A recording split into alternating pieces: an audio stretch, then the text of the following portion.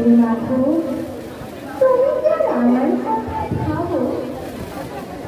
দেবী মাধু, মোহন বাঁশি তমাল পড়ে বলে আমি তখন মানসী দেখতে বসে অঙ্ক করে ছোট্ট ক্লাস বাইরে দিদিমণির পাশে বল। আমি তখন লবণ, আমি তখন শাড়ি, আমি